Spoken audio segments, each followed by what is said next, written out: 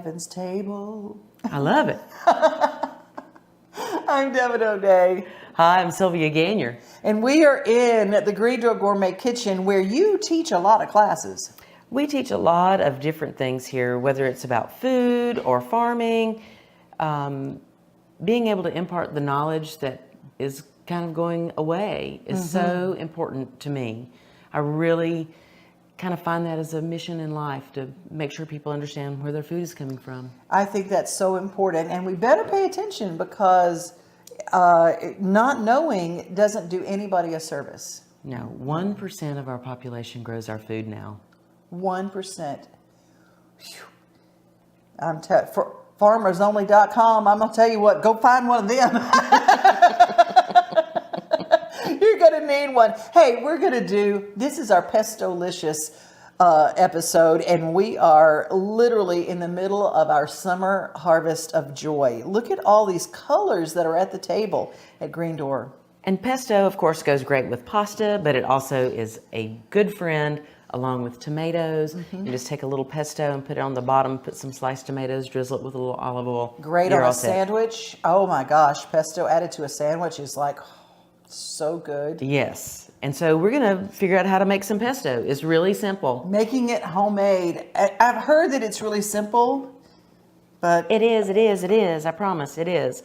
So you got to sing for your supper and work for your supper, okay? As long as I can smell like all you're going to do is take this basil and take any big part of the stem off and throw it in. All right. Okay?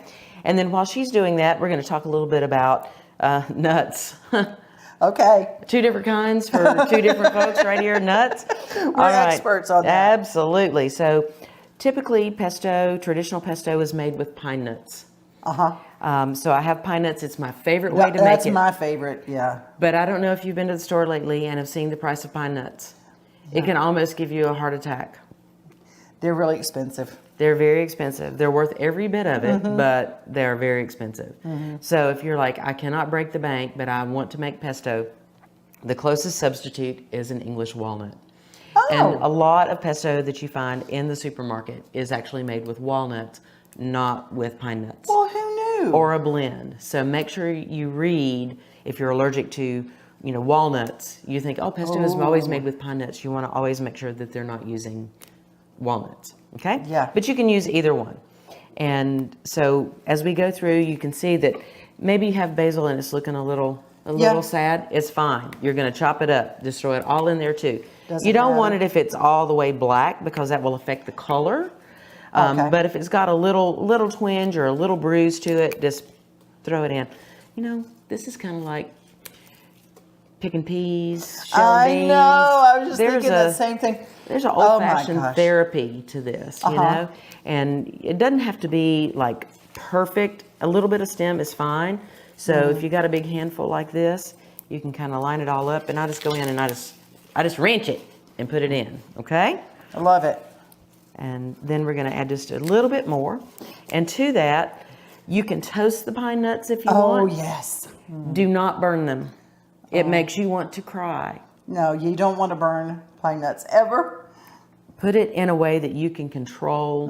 Don't put them in the oven and forget to set the timer. Don't put them in a pan and walk off. You're talking just a minute or two in a warm pan. Get it off the heat, get them out of the pan, and let them cool down.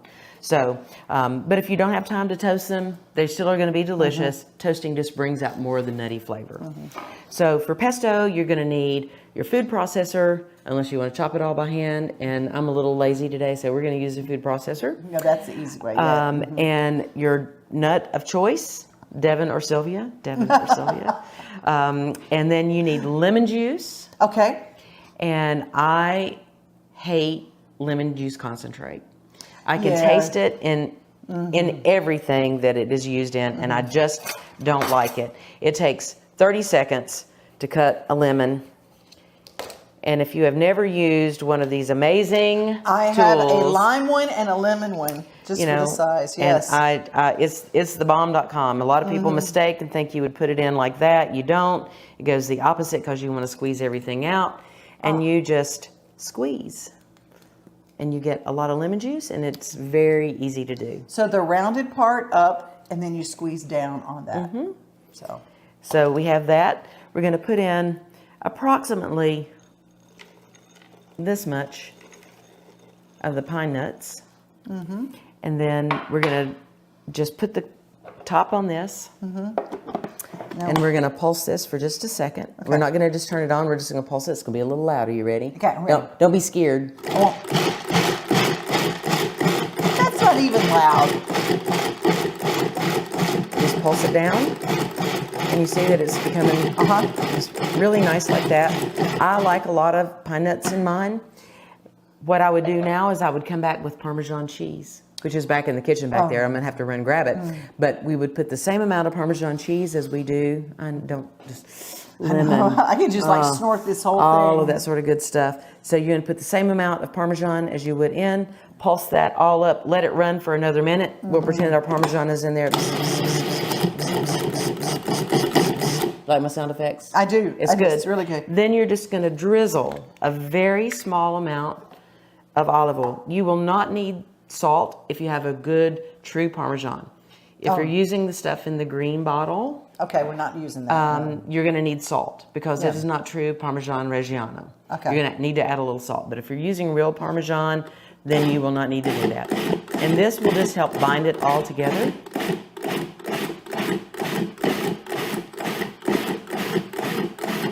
And we'll go from there. Now, what about our garlic? And garlic. Here we are. Got to have garlic. See, I didn't even know what this was, y'all. Have you seen garlic in the wild? I mean, it's on the hoof right there. In the wild. I mean, look at it. It's amazing. This is fresh garlic. What we would do is we would harvest all of this garlic. We would cut it at the neck, and then this would dry. And as it dries, it becomes a storage garlic. Okay? Okay. So, but right now it's fresh. Do you have to refrigerate it? Oh. No. What you can do is if I had a third one, I could show you how to braid it. And you can hang it up in a braid in your kitchen and just go get whatever you want as you want it. You don't have to cut it. Just saves us space. So we have this wonderful fresh garlic. If you already have minced garlic that you have open in your refrigerator, you can use the minced garlic. Always use it when it's packed in water, not in oil.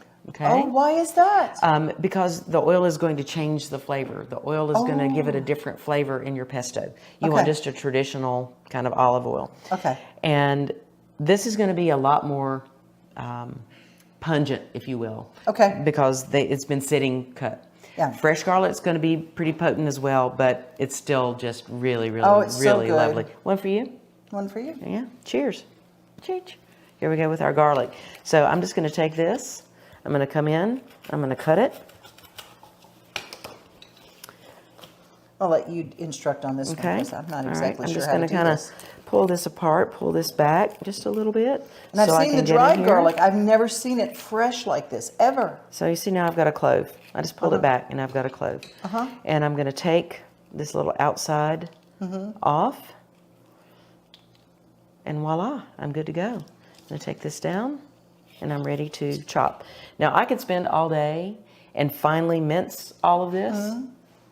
But why do that when I have something that can do the work? So I'm going to take the top, I'm going to take the bottom, I'm going to cut it in half just for kicks and giggles. I'm going to drop it in and off we go. We're going to pulse, pulse, pulse, pulse, pulse, pulse. And it's going to be pulse, pulse, pulse, pulse, pulse, pulse, pulse. And look, it's in there now. Now you smell that garlic? Ooh, it's so good. It's amazing. Yeah. You can smell it on my fingers too. Yeah, but it's, you know what? It's different than the dried garlic. Yes. It's not as strong. Like if you smell the inside of this. Yeah. And then you smell this. See how much more harsh? Yeah, yeah. Harsh is a good word for once you get it like this. It's better to use the fresh. This is just sweeter. It's not just because I touched it either. I'm not believing that. All right. And so then you would just finish with your olive oil to blend it all together with your Parmesan and you've got pesto. And it stores in the refrigerator, but it also freezes well. Freezes well if you don't put the nuts in it. Make it without the nuts. That's right. Oh, I'm so glad you said that. My sister right now, Faith, she said it. I about made everybody make a mistake. Don't put nuts in it if you're going to freeze it. Yeah, just keep the nuts separate for a while. It's better for everybody if you separate the nuts from that. Separate the nuts. And if you are going to make it and put it in the refrigerator, put a little top coating of olive oil in it, put it in a shallow dish, coat it with a little olive oil, it'll stay fresher longer. The lemon juice not only is for flavor, it's to keep it looking that kind of color green. Oh, okay.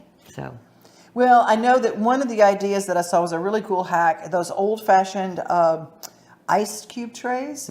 Put a little bit of pesto, a dollop in each one, let it freeze like that. Then put that in a bag, so that when you want just a little bit of pesto for something, pull out a cube. Pull out a cube. Isn't that the coolest little hack?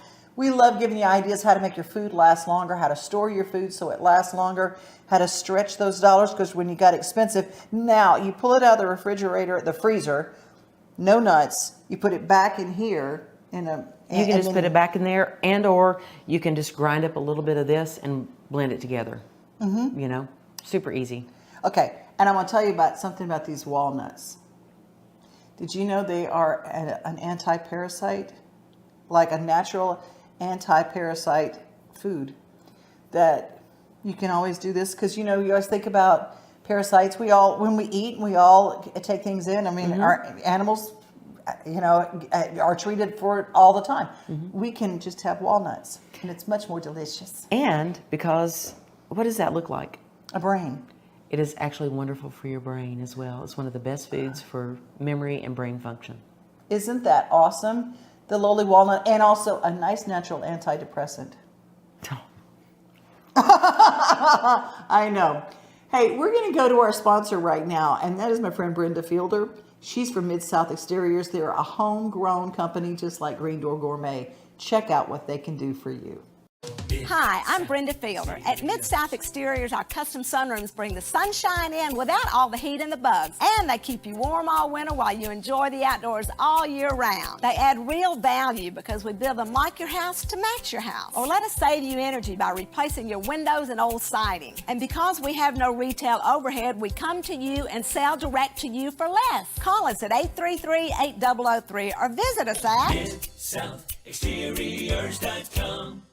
Here's some food prep that you got ready. Yeah, I had some cucumber left. I always get those long cucumbers, and I slice them on the diagonal because they fit on a bagel better. See, it's technical. Why do I slice them diagonally? They fit on a bagel better. they don't like fall off as much. Okay. And And here's my cream cheese. I just put a little dill on it, Okay. and then I slice my tomatoes thin, and I have purple onion sliced extremely thin because, again, you know, and you can just take a ring or two off. And then I have my capers because I like that. It's a very Frenchy thing to like capers. I don't think that's a Jewish thing as much as it is a Frenchy thing. Anytime you have fish, you have capers. So I put capers in my tuna fish, and here's my lox, my smoked Norwegian salmon. Where did you get the smoked lox? Sam's. Okay. So any of these ingredients you can get just about anywhere, but she gets hers at Sam's. Well, I'm in Louisiana, so you can get things that you can't find in normal grocery stores at Sam's. But then Walmart sells these, which are great. I like gluten-free. But they're not New York bagels, okay? They're not New York bagels, but They are gluten-free. they are gluten-free and they're good. And once you toast them up and do them with lox and everything, they work. They All right. work. All right, this is breakfast, just the breakfast of champions, fairly healthy. Because champion is a champion,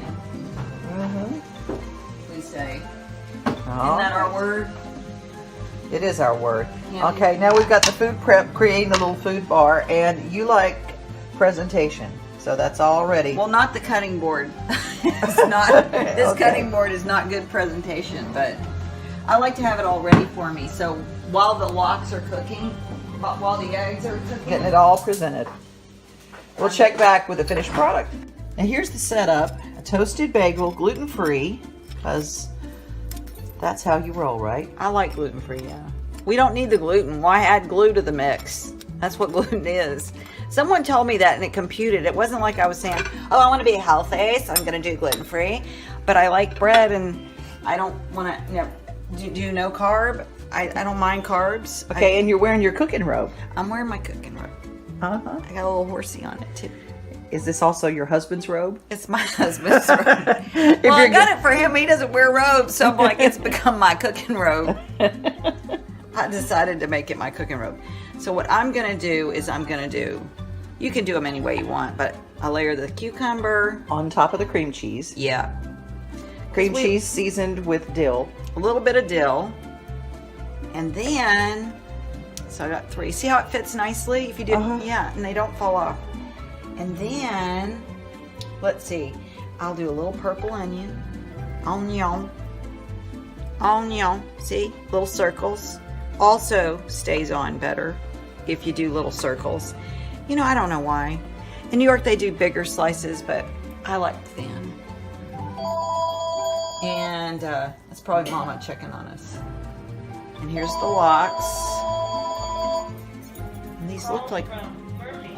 That's Mama.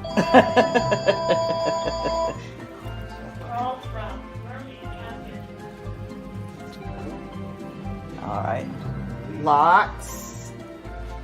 This is Campion. He's been waiting for this, so I gotta turn off my legs. All right, so I got this for Campion. I got it all ready for him, so he likes them like this. And sometimes I cut them for him.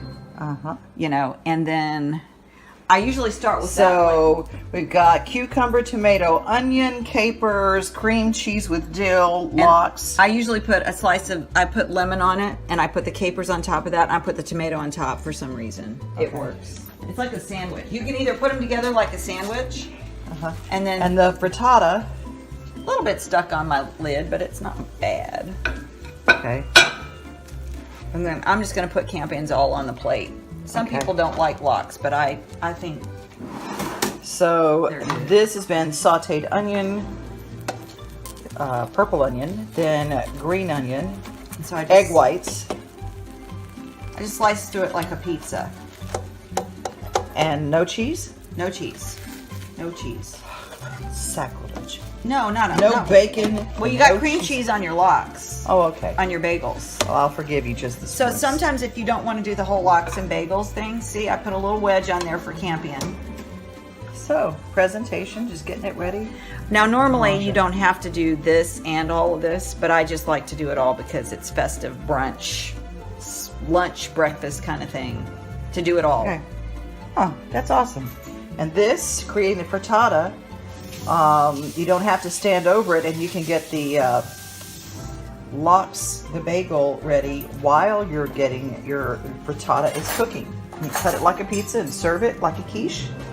It's pretty awesome.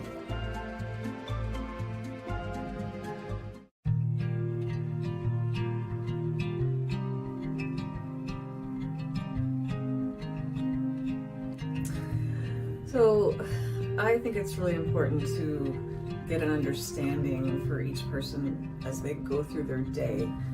The actual question I ask them is, what does it feel like to be in your body? When you wake up in the morning, just take me through your day, because no two people have the same sort of set of symptoms or the same ways it affects them. And people don't come into our office just because they have pain, even though pain, I mean, they could have had pain for several years. They'll come in because, you know, when they go to do a task that they normally do, they're having a hard time with it. Or even getting out of bed is a chore. Or, you know, if they sit down or are still for any length of time, they can't get up and get moving again. So they're not able to go for a walk with their spouse, or not able to pick up their grandkids, or certainly especially this time of year, a lot of my male patients, if it's affecting their golf game, or they think in any way it's gonna, you know, take that away, then they come and see us. You know, they could have had pain for 10 years, but if it's affecting something that they want to do on a daily basis, and they're having to sort of manipulate their body or do things a different way, that's ultimately what's going to bring someone to us. So I want to understand that, because that's going to help me help them get that result of being able to do those things again.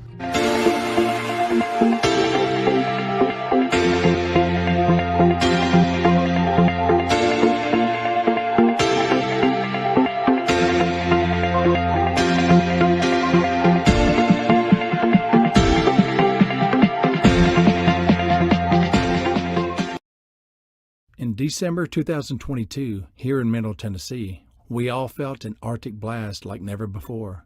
Temperatures were down to single digits and wind chills in the minuses. Trees and shrubs were severely compromised, leaving homeowners with landscaping that looked dead, even evergreen plants. The question is, will these plants come back or are they gone? At this point, we're still kind of waiting, seeing what flushes back out.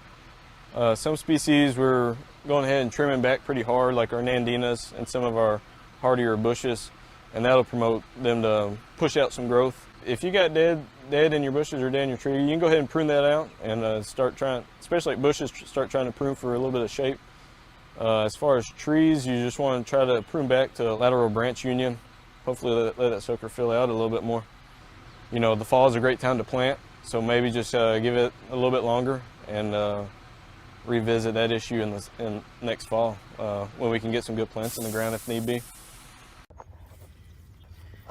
Sylvia, this is not a trash heap, is it? This is an important thing. It's a delicious thing right here. This is compost waiting to happen. So when we have plants that are spent, they have, you know, you might have seen the video with me popping up between kale that was this high. Well, it gets to a point where it has seen all the life that we can give it. Yeah. And after that, we want it to keep giving back into life. And that's what compost is. By taking out vegetables and letting them decompose with the right amount of other things in the compost pile, they'll become vital nutrients for soil. And so, you know, this is just some dill that they took out. Still tastes pretty good to me, you know. You need a snack, just come over to the compost pile. Here we go. Well, how long does it have to stay here? Do you have to turn it? What are the things? What are the rules? Or you just let it just break down just like this? Well, this they've taken out, you know, yesterday or the day before, and they just haven't had a chance to get the bucket on the tractor to come and pick this part up. This will then go over to our larger compost piles way back there. And so things are in segments. So new stuff goes in, it keeps getting turned. As it keeps getting turned and breaking down, the heat, especially with a warm sunny day like today, will begin to have everything break down a little bit faster.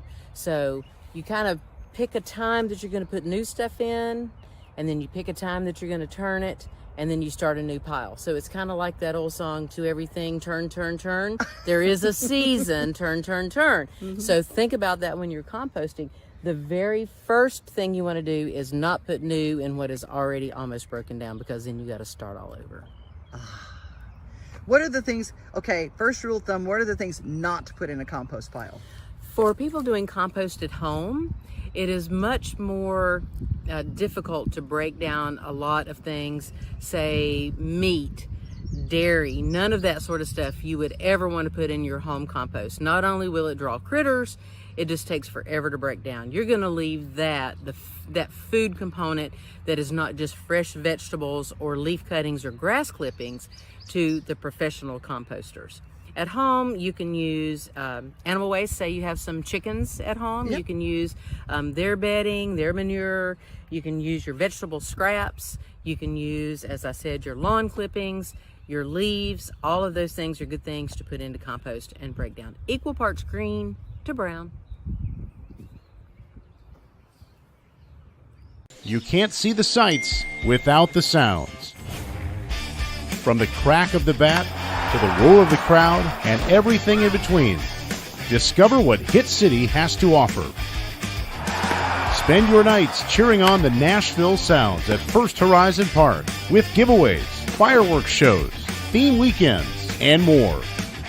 Single game tickets are on sale now. Visit NashvilleSounds.com to claim your seat today.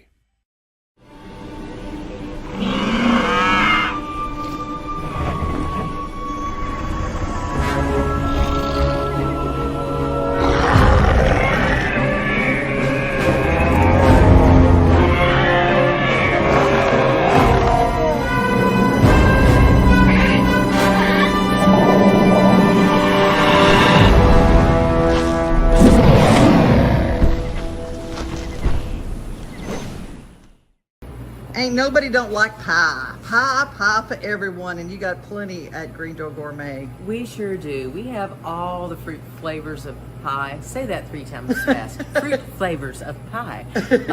And we also have a wonderful Tennessee fudge pie. This is classic Tennessee right here from the Schrock family. But it is strawberry season here, and there is no better combination than strawberries and rhubarb when it comes down to a pie. Wow. There is just that little essence of the tartness of the rhubarb when it's cooked down with truly naturally sweet strawberries. You don't have to put as much sugar if your strawberries are already ripened in the field. So you can do pies with a number of different things. Now these are all ones that have a double crust. Some pies that we have on occasion are like a crumble crust, maybe like a blueberry or a raspberry. Sometimes we have cherry, which is a lattice work pie, but these are the double crust pies or the open face pies. The reason this is an open face pie is because you want to look at it and eat every single thing that is in there. Look at all those chocolate chips. Look at every bit of those pecans in there.